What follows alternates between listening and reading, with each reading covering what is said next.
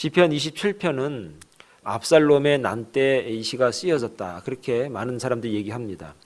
압살롬의 난이라는 게 뭡니까? 자식이 반란을 일으켜서 아버지를 폐위시키고 본인이 왕이 되겠다고 하는 것 아니겠습니까? 그러니 참 얼마나 힘든 일이고 창피한 일이기도 하겠습니까? 그래서 그는 1절에서 뭐라고 말하는가? 여호와는 나의 빛이요 나의 구원이시니 내가 누구를 두려워하리요 그랬습니다. 이거는 정면으로 자식하고 싸우기도 힘들고 어렵고 그런 환경 속에서 다윗이 하나님 앞에 드린 시다, 고백이다 하는 겁니다. 많은 전쟁을 통해서 체득한 구원의 확신이 생생한 다윗이기에 이 표현들이 굉장히 세련된 모습들이 많습니다. 본 시는 고통스러운 상황 속에서도 실망하지 않고 하나님만을 바라보는 그 다윗의 신앙이 아주 함축적으로 제시되어 있는 그런 시편 말씀이기도 합니다. 다윗을 에워싼 숱한 걱정과 근심과 두려움과 또 겁주는 일들이 있었지만 나는 겁내지 않는다, 두려워하지 않는다는 것이 오늘 다윗의 고백이다 하는 것입니다. 우리는 본 시편 속에서 무엇이 우리를 겁나게 하고 두렵게 하는가? 하나님이 정말 나를 사랑하시는가? 나를 건져주시는가? 정말 하나님이 살아계시다면 나를 붙잡아 주시는 하나님이신가? 오늘 우리가 이 말씀 속에서 확인하고 찾을 수 있는 그런 시간 되기를 소원합니다. 사람을 겁나게 하는 것들이 여러 가지가 있습니다. 오늘 2절에 보면 악인들이 내 살을 먹으려고 내게로 왔으나 나의 대적, 나의 원수들인 그들은 실족하여 넘어졌도다. 3절에도 보니까 군대가 나를 대적하여 진칠지라도 그랬습니다. 압살롬의 군대가 다윗을 뺑 돌리서 가지고 이제 진을 친 겁니다. 이제 두렵습니다. 겁납니다. 어떻게 죽을지, 어떻게 이 일이 이루어질지 다윗의 마음속에 굉장한 두려움이 온 것은 맞은 것 같습니다. 이들이 어떤 모습으로 다가왔는가? 내 살을 먹으려고 다가온다 그럽니다. 여러분, 이게 무슨 사람을 어떻게 먹을 수가 있겠습니까? 다윗이 원수를 맹수로 묘사한 겁니다. 맹수라고 하는 것은 자기 배를 채우기 위해서는 물불을 가리지 않는 모습인 겁니다. 이것이 바로 다윗에게 놓여졌던 그 두려움이고 걱정거리였던 것이다 하는 겁니다. 미국이 이게 총기 사고 때문에 굉장히 걱정이 많습니다. 한 해 몇 명이나 총기 사고로 죽는가 하면은 한 300여 명 죽습니다. 그런데 여러분 통계를 보면 알겠지만 한국 같은 경우는 1년에 30만 명이 자살을 합니다. 그러면은 하루에도 굉장히 많은 숫자가 죽는 겁니다. 그러면 총기 사고가 더 두려운 겁니까? 자살이 더 두려운 겁니까? 사람들은 총기가 되게 두렵고 굉장히 우리에게 위협적이라고 생각을 하는데 가만히 따지고 보면 사람 마음을 흔들고 사람을 좌절시키고 사람 스스로가 목숨을 끊게 하는 그런 생각들, 나쁜 그런 도전들이 우리에게 더 두려움이 될 수 있다 하는 겁니다. 사람의 심리적인 연약한 영적으로 파고드는 그 세력이 어찌 보면 더 큰 두려움이고 더 큰 어려움일 수 있다 하는 겁니다. 심리학자들이 사람들이 겪을 수 있는 두려움의 숫자를 한 70여 가지 정도로 나눴는데 여러 가지입니다. 고소공포증도 있고 저소공포증도 있습니다. 전쟁의 공포증도 있습니다. 그래서 전쟁이 날 것 같으면은 라면을 사오고 쌀을 사오고 가스를 더 사다 놓고 전쟁이 나면 뭐가 필요합니까? 그렇지 않은데 그렇게 해서 그 공포를 좀 무마해 보려고 하는 그런 노력들을 많이 합니다. 또 알아보니까 신공포증이라는 것도 있습니다. 신공포증이라는 게 뭐냐면 새 것에 대해서 공포감을 느끼는 겁니다. 새로운 것에 대해서. 그래서 이런 공포증이 있는 사람은 새로운 사람에 대해서 공포감이 있기 때문에 결혼을 못합니다. 새집이 두려워서 이사도 못합니다. 그리고 망할까 두려워서 또 다른 사업이나 투자를 못하는 경우도 있다 하는 겁니다. 전쟁이 일어나면 어떻게 하나, 병걸로 죽으면 어떻게 하나, 이런 걱정과 두려움은 시인 다윗이든 현대를 살아가는 우리들이든 누구에게나 있는 것들이다 하는 겁니다. 중요한 것은 그런 걱정이나 두려움은 인생을 살아가는데 아무런 도움이 되지 않는다 하는 겁니다. 그리고 신앙생활에서도 아무런 이익이 되지 못하는 것이 걱정, 두려움이다 하는 것입니다. 걱정이 있을 수는 있습니다. 그러나 헤어나지 못하면 안 된다 하는 것입니다. 여러분, 약간의 스트레스는 삶의 의욕이나 또한 활력소가 될 수도 있습니다. 전혀 스트레스가 없으면 애들이 공부를 하겠습니까? 운동을 하겠습니까? 일을 하겠습니까? 어느 정도의 스트레스는 좀 필요합니다. 그런데 거기에 완전히 빠져서 헤어나오지 못하면 병이 된다 하는 겁니다.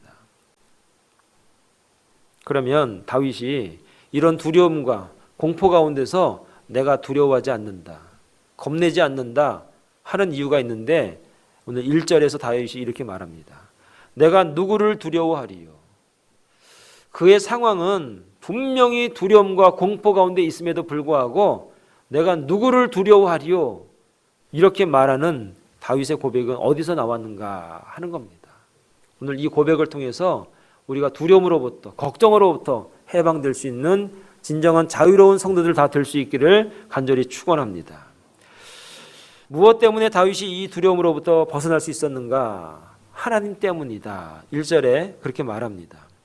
여호와는 나의 빛이요 나의 구원이시니 내가 누구를 두려워하리요? 여호와는 내 생명의 능력이시니 내가 누구를 무서워하겠는가? 그가 고백을 하는 겁니다. 하나님 때문에 나는 두려워하지 않는다. 결국 그 얘기를 하는 겁니다. 여러분, 2차 세계대전 때 독일 나치 수용소에 수감되었던 사람 중에 아주 극적으로 풀려난 사람이 하나 있는데 이 붐이라고 하는 사람입니다. 그가 고백한 그 글 중에 이런 글이 있습니다.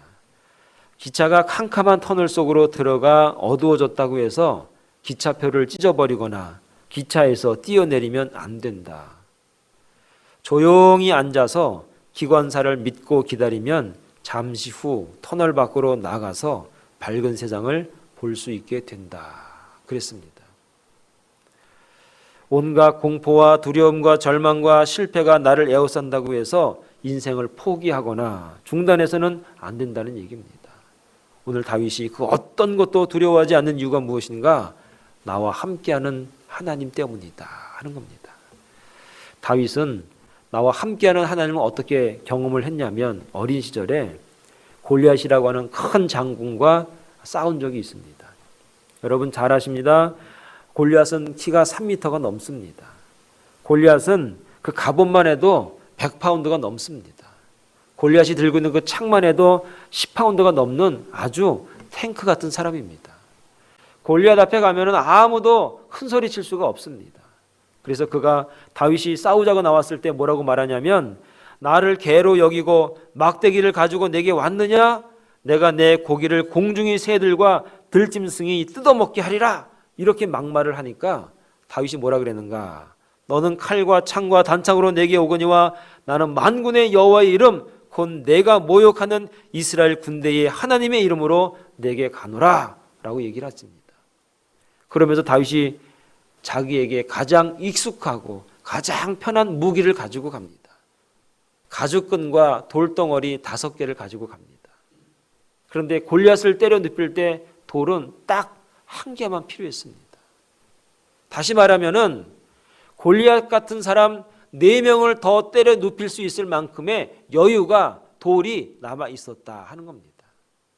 하나님이 함께하는 다윗, 하나님이 나와 함께한다고 믿는 그 다윗에게는 이 어려운 상황을 이겨낼 수 있는 넉넉한 믿음, 넉넉하게 도와주시는 하나님의 은혜가 그와 함께하고 있었다 하는 것입니다. 사랑하는 여러분, 만군의 여호와 하나님의 이름으로 나가서 그 능력을 체험하고 믿는 사람에게는 하나님이 그 어려움과 두려움을 극복할 수 있는 넉넉한 은혜를 오늘 우리에게 주신다 하는 겁니다. 여러분, 큰 고통은 작은 고통을 치료한다고 말합니다. 오늘 우리가 어려움을 당하고 있습니까? 고난을 당하고 있습니까? 이 고난이 언제 끝날지, 이 어려움이 언제 끝날지 모르겠다고 우리 마음속에 큰 좌절감으로 살고 있습니까? 그런데 큰 고통이 오면 올수록 우리는 앞으로 다가올 그 고통을 이겨나갈 수 있는 예방주사를 맞고 있다는 것을 오늘 우리가 믿음으로 여러분 알 수 있기를 바랍니다. 제가 그전 교회 얘기를 조금 하겠습니다.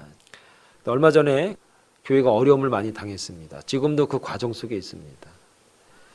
교회가 어려워지니까 교회가 어려워지는 것만큼 그 시간에 맞춰서 그 사업을 잘 하시고 돈을 잘 버셨던 그 장로님이 계셨는데 그 장로님도 동일하게 계속 어려워지는 거예요.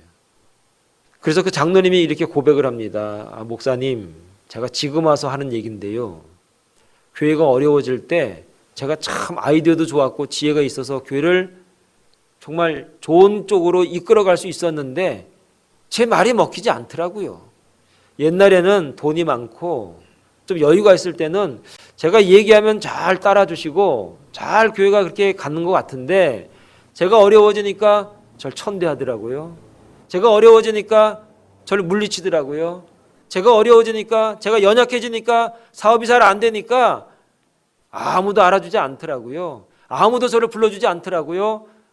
굉장히 힘들었습니다. 굉장히 좌절했습니다. 이 장로님이 그래서 해외로 나가서 이제 사업을 하게 됐습니다. 지금 굉장히 안정이 됐습니다. 다시 하나님이 세워주셨습니다. 그리고 나서 이분이 고백을 하는 거예요. 목사님, 그때 굉장히 서운했는데, 굉장히 외로웠는데 하나님의 은혜였습니다. 그래요? 제가 만약에 그때 돈이나 있고 좀 힘이라도 있고 그래서 교회가 어려울 때 이쪽이든 저쪽이든 끼어가지고 그 진흙탕 곳에서 제가 막 뒹굴고 있다고 생각을 해보세요. 제가 잘 안 된 것이, 제가 고난받은 것이, 제 사업이 망한 것이 은혜더라고요. 은혜더라고요. 사랑하는 여러분, 우리에게 큰 고통이 다가오면, 어려움이 다가오면, 두려움이 다가왔다면 그것은 나중에 우리에게 다가올 더 큰 시험을 이겨낼 수 있는 자양분이고 힘이고 능력이라는 것을 여러분 믿을 수 있기를 바랍니다. 하나님이 함께 하십니다. 다윗이 그 두려움으로부터 벗어날 수 있었던 이유가 무엇인가? 하나님께서 지켜주신다. 5절의 말씀에 보면 이렇게 말씀합니다. 여호와께서 환난 날에 그 초막 속에 비밀리 지키시고 그 장막 은밀한 곳에 나를 숨기시며 라고 말합니다. 여기서 초막이라는 말씀을 합니다. 그리고 장막이라는 말씀이 있습니다. 광야 시절에 나뭇가지로 엮어서 지은 집이 초막, 장막입니다. 그런데 이 원어를 찾아보면 수코라 그렇게 말합니다. 이 수코라는 말이 뭐냐면 덮다라는 뜻에서 온 얘기입니다. 이스라엘을 덮어주고 보호하는 상징이 그래서 초막이다, 장막이다. 시편 곳곳에서 환난 날에 지켜주신다는 말씀이 기록되어 있습니다. 하나님께서 우리를 초막 속에 비밀리에 지켜주신다 그랬습니다. 힘들고 어렵고 쫓겨다니고 잡혀갈 그 순간에도 하나님께서 우리를 덮어주신다 하는 겁니다. 하나님은 우리의 위기 가운데 우리를 지켜주시는 하나님이다라는 것입니다. 마태복음 11장 28절에 보면 수고하고 무거운 짐진 자들아 다 내게로 오라 내가 너희를 쉬게 하리라 그랬습니다. 여러분, 하나님 앞에 갔을 때 쉬게 한다는 말이 뭡니까? 내가 호텔을 좋은 곳을 예비해놨다, 콘도를 좋은 곳을 예비해놨다, 좋은 바닷가를 예비해놨다, 잘 먹고 잘 쉬어라, 그런 의미겠습니까? 힘들고 어려울 때 사람 쫓아다니면서 힘들다고 어렵다고 고단스럽다고 그렇게 하지 말아라 하는 겁니다. 나한테 와, 나한테. 힘들고 어렵고 속상할 때 괴로울 때 사람 찾아가면서 하소연하지 말고 나한테 와서 속을 내려놓고 모든 것을 털어놓고 나한테 피해라 하는 겁니다. 오늘 다윗은 그것을 알았습니다. 괴로웠습니다. 힘들었습니다. 어디 사방이 다 막혀 있습니다. 하늘만 바라보면서 하나님 앞에 그 속을 털어놓는 겁니다. 찬송가 79장에 보면 피난처 있으니 환난을 당한 자 이리 오라. 땅들이 변하고 물결이 일어나 산 위에 넘치되 두렵지 않네. 오늘 저와 여러분들 가운데 작은 피난처가 필요합니다. 아니, 큰 피난처도 필요합니다. 오늘 저와 여러분들의 가정과 사업과 직장 가운데 자녀들 가운데 고난이 있고 어려움이 있고 두려움이 우리 가운데 있습니다. 그럴 때 내 피난처 되시는 그 예수 그리스도, 내 피난처 되시는 그 하나님 앞에 여러분 나아오시기 바랍니다. 그분이 지켜주십니다. 땅들이 변하고 물결이 일어나 산 위에 넘칠지라도 우리가 두렵지 않을 것은 그분이 우리의 피난처가 되십니다. 그분이 우리를 어려움과 그 수모 가운데서도 우리를 덮어주셔서 우리를 피할 길을 열어주시는 하나님이심을 믿을 수 있기를 바라겠습니다. 세 번째로 그분은 우리를 버리지 않습니다. 시편 27편 10절에 보면 내 부모는 나를 버렸으나 여호와는 나를 영접하시린다. 하나님의 사랑과 부모의 사랑이 공통적인 게 있습니다. 그것은 희생적입니다. 그리고 일방적입니다. 하나님은 우리를 사랑하시는데 내가 너를 사랑할게 허락받지 않습니다. 그냥 사랑하십니다. 부모님들이 우리를 사랑하십니다. 이유 없이 사랑하십니다. 속색이는 자식도 사랑하십니다. 잘하는 자식도 사랑하십니다. 그냥 일방적으로 사랑하십니다. 본인을 희생하시면서 그렇게 사랑하십니다. 그러나 부모의 사랑은 한계가 있고 제한되어 있습니다. 그러나 하나님은 영원히 우리를 버리지 않습니다. 로마서 8장 35절에 보면 누가 우리를 그리스도의 사랑 안에서 끊으리요 환난이나 곤고나 핍박이나 기근이나 적신이나 위협이나 칼이랴. 세상의 그 어떤 것도 하나님의 그 사랑을 끊을 수 없다는 겁니다. 리차드 렘브란트라고 하는 루마니아 목사님이 계신데 1948년도 루마니아가 공산화되면서 체포됐습니다. 14년 동안 감옥에 있었습니다. 그리고 마지막 3년은 햇볕도 잘 들어오지 않는 깜깜한 독방에 있었습니다. 이 렘브란트 목사님 성경만 읽었습니다. 성경을 계속 읽어보니까 공통되는 단어가 계속 나오는데 그게 뭐냐? 두려워 말라. 그래서 그 단어를 씌워봤더니 365개더라. 그분이 위로받았습니다. 하나님이 매일같이 두려워 말라 매일같이 우리에게 말씀하시는구나. 365일 동안 매일 하루도 빠짐없이 하나님께서 우리에게 말씀하시는구나. 두려워 말아라. 걱정하지 말아라. 사랑하는 여러분, 겁내지 마시기 바랍니다. 두려워하지 마시기 바랍니다. 어려움 가운데 있을 때마다 하나님이 우리에게 말씀하십니다. 두려워 말아라. 걱정하지 말아라. 내가 너를 버리지 않는다. 다윗은 이 말씀을 가지고 힘을 냈습니다. 하나님 바라봤습니다. 걱정으로부터 그가 벗어날 수 있었습니다. 마지막으로 하나님은 선하시다. 13절에 보니까 내가 산자의 땅에 있으며 여호와의 선하심을 보게 될 줄 확실히 믿었도다. 그랬습니다. 이 구절의 뜻은 내가 만일 선하신 하나님의 은혜를 믿지 않았다면 어떻게 살 수 있었을까? 내가 도저히 살 수 없다 하는 겁니다. 이 말이 무엇입니까? 하나님은 좋은 분이기 때문에 선한 분이기 때문에 내가 잘못을 하건 내가 부족하건 죄를 지었건 하나님은 좋은 분이기 때문에 용서하시고 나를 받아주시고 하신다는 겁니다. 오늘 다윗이 하나님을 생각했는데 하나님은 선하십니다. 내가 그래서 두려워하지 않습니다. 선하신 하나님 그분 때문에 두려움으로부터 벗어날 수 있는 저와 여러분 되기를 바랍니다. 이렇게 두려워하지 않는 자의 삶은 어떻게 살아가는가? 평안합니다. 그래서 평안합니다. 여러분 3절 말씀을 보시기 바랍니다. 군대가 나를 대적하고 전쟁이 일어나 나를 치려 할지라도 나는 여전히 태연하리로다. 하나님이 나와 함께 하십니다. 하나님이 나를 붙잡아 주십니다. 버리지 않습니다. 하나님이 나를 지켜주십니다. 나를 어려움으로부터 덮어주십니다. 하나님은 좋으신 분입니다. 그러니 내가 안연합니다. 평안합니다. 요한복음 14장 1절에 보니까 너희는 마음에 근심하지 말라. 하나님을 믿으니 또 나를 믿으라. 6절에 보면 그 장막에서 즐거운 제사를 드리겠고 노래하며 여호와를 찬송하리로다. 초막 장막에서 우리를 덮어주십니다. 그것도 비밀리에. 하나님은 비밀을 지켜주십니다. 우리의 연약함을 막 얘기하고 다니지 않으십니다. 우리가 잘못한 것을 막 떠벌리고 다니지 않으십니다. 하나님은 그 장막에서 비밀리에 우리를 덮어주시고 지켜주십니다. 그러니 찬양하는 겁니다. 바울과 실라가 사도행전 16장에 보면은 체포돼서 감옥에 들어갔습니다. 여러분 감옥이 어떻습니까? 지하 깜빵입니다. 쥐들이 지나가고 두렵고 떨리고 그런 겁니다. 거기다가 매를 맞았습니다. 피 흘립니다. 그런데 바울과 실라가 찬양합니다. 죽음이, 공포가, 두려움이, 추움이 하나님과의 관계를 끊을 수가 없는 겁니다. 하나님의 인도하심이, 하나님의 좋으신 그 하나님이, 하나님을 사랑하는 그 마음이 끊어지지가 않는 겁니다. 그 입가에 그냥 찬양이 나가는 겁니다. 마지막으로 주의 얼굴을 찾는다. 8절에 말합니다. 너희는 내 얼굴을 찾으라 하실 때에 내가 마음으로 주께 말하되 여호와여 내가 주의 얼굴을 찾으리이다. 내 얼굴을 찾으리라 이 말이 뭡니까? 내 얼굴을 찾으리라. 너희가 내 얼굴을 찾으리라. 내게 호소하라. 나를 신뢰하라. 나를 가까이 하라. 이런 시적인 표현이 주의 얼굴을 찾는다 그러는 겁니다. 신명기 4장 29절에 보니까 마음을 다하고 성품을 다하여 그를 구하면 만나리라.